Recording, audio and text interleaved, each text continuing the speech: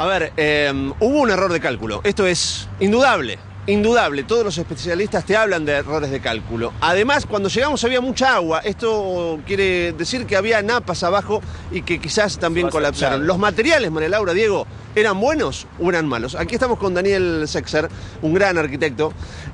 Daniel, tu análisis desde afuera, cuando ves este desastre, ¿qué te dice esta imagen? Bueno, en realidad esto es un desastre como vos lo dijiste. ¿Por qué se produjo? Habría que remitirse al inicio de la obra. Antes de iniciar la obra, normalmente se hace un estudio de suelos. El estudio de suelos determina la capacidad portante del terreno. Nos dice a qué profundidad hay que hacer la fundación, o sea, el basamento del edificio, y qué resistencia tiene en ese lugar. Si llegara a haber napas o agua en Cuando llegamos había mucha agua alrededor de los escombros. Está bien, eso hay que ver si no es algún caño que se ha fisurado, se ha roto. Habría que ver qué es lo que dice el estudio de suelos. Si el estudio de suelos determinó una profundidad y no se respetó esa profundidad para hacer la fundación, bueno, eso ya es un error. Por otra parte, si querés, habría que ver cómo se hizo la fundación, dónde se fundó, qué tipo de material se usó, las armaduras que se usaron, si respetaron la cuantía del cálculo, o sea, la cantidad de hierro que tendría que tener, y la capacidad portante del hormigón que se usó. Son muchas variables a tener en cuenta, pero... Hay varios edificios hechos por la misma empresa, sí. Y los vecinos, los que viven por allí, temen. Digo, ¿dónde estoy viviendo? Mirá, es algo muy raro que pase algo de estas características. Todo esto se va a determinar por la pericia. Hablar sin conocimiento de el cálculo estructural, el tipo de materiales que se utilizaron, es hablar muy en el aire. Yo lo que te estoy tirando son posibilidades, teorías que habría que comprobarlas. Seguramente los peritos van a hacer el análisis en base a mis sospechas. Van a verificar el tipo de material que se usó y una vez que se excabe, que se puedan sacar los escombros, determinar qué es lo que hay debajo. Diego, María Laura, el arquitecto, los está escuchando. Daniel, porque más allá de este caso en particular que usted está mencionando, la pregunta que nos hacemos es por todos los edificios en general. Este edificio tuvo 10 inspecciones y la última fue en mayo, hace muy poquito. La pregunta que surge naturalmente es, ¿qué inspeccionan? ¿Qué miran? ¿Qué es lo que se están fijando? Porque evidentemente en este caso falló. Normalmente lo que se mira no es la calidad del material que se utiliza, sino que se respete el código de edificación en cuanto a espacios urbanos, o sea, los espacios de ventilación, patios de diluz, las dimensiones que tiene, dimensiones de locales, altura de paso, no el material en sí. Si no se controlan los materiales, entonces, ¿cómo sabemos que estamos seguros en nuestra casa o en nuestro departamento?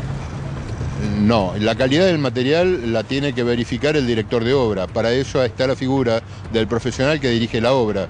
También hay un representante técnico de la empresa que es responsable, es otro profesional que es responsable por la calidad del material que se está colocando. Pero todos nos estamos preguntando dónde estamos. ¿Puede ceder nuestro edificio? ¿Puede pasar?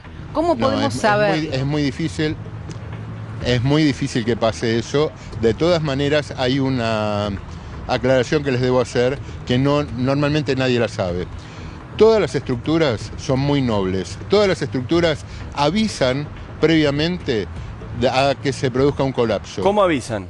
Son signos que uno tiene, que un profesional los puede reconocer. Fisuras, grietas, desprendimiento de material, algunas cerámicas que se van desprendiendo. Todos esos son indicios que indican que algo está pasando. Esto es algo que creo que en 50 años no pasó jamás en nuestro país, en nuestra ciudad. O sea, cuando hay vecinos que están viviendo en un edificio, avisan naturalmente que están pasando cosas raras, hay indicios, ahí no vivía nadie. Exacto, hay indicios. No, pero sí había gente en obra, sí estaba el director de obra. Alguien tiene que haber visto alguna anomalía. Las patologías es exactamente igual que en el cuerpo humano. Si una persona tiene fiebre, es un indicio de que hay una enfermedad. En un edificio, si hay alguna patología, seguramente va a avisar. Y uno siendo vecino las puede advertir también a simple vista porque, insisto, hay mucha gente preocupada por este tema. Yo recomendaría que llamen a un profesional en caso de estar con dudas. Es muy difícil que una persona sin conocimientos de obra pueda llegar a determinarlo a simple vista. Arquitecto, se habló y habló usted también recién de las napas de agua, y esta también es una pregunta que nos hacemos, los que sabemos que estamos cerca de napas de agua, ¿cómo y a quién consultar? Bueno, el nivel de la napa, cuando se hace el estudio de suelo, eso lo indica el ingeniero especialista en el estudio de suelo. Todo eso sale del estudio que se hace previo al cálculo de la estructura del edificio. Ninguna persona inicia un cálculo para un edificio sin conocer la resistencia del terreno. Y para conocer la resistencia del terreno hay que hacer el estudio previo de suelos. Pero entonces, por lo que usted nos mencionaba hace un ratito, la responsabilidad es del ingeniero, del arquitecto y de la construcción privada. ¿No hay un organismo que esté controlando, más allá de los reglamentos de espacio público, la calidad de la construcción, la calidad de los cálculos que lleva esa construcción? Hace muchos años, en Capital Federal había un lema que decía libertad con responsabilidad. ¿Qué significaba eso? Que uno era libre de hacer lo que quisiera siempre y cuando asumiera la responsabilidad de lo que hacía. Y eso era, estoy hablando del año 80 aproximadamente, cuando se hizo el anteúltimo código de edificación de la Ciudad de Buenos Aires. Ya prácticamente las inspecciones de obra se circunscriben únicamente a verificar lo que dicen los planos.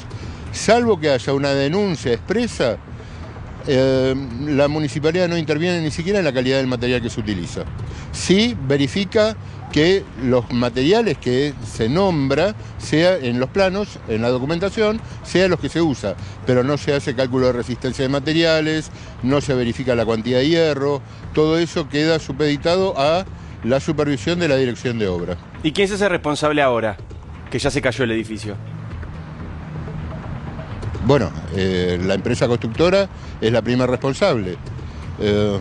Y una vez que salga el peritaje, ahí los peritos determinarán cuál fue el motivo por el cual se vino abajo el edificio. No se juega con esto, arquitecto, por eso nos quedamos pensando y averiguando todos de qué manera podemos saberlo, porque esta vez milagrosamente no hubo víctimas, no solo porque no vivía nadie ahí o no estaba nadie en el edificio, sino porque se pudo haber caído y haber caído sobre personas, sobre autos, está muy cerca de la General Paz, ¿no?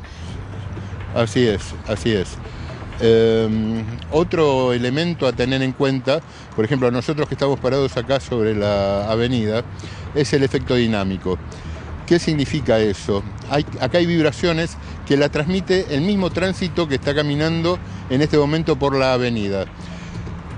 Ese efecto dinámico uno lo tiene que calcular en la estructura porque es una vibración que está soportando el edificio. Es una cantidad muy grande de variables como para poder determinar, sin un peritaje a fondo, cuál es el origen, cuál es la causa que produjo todo esto.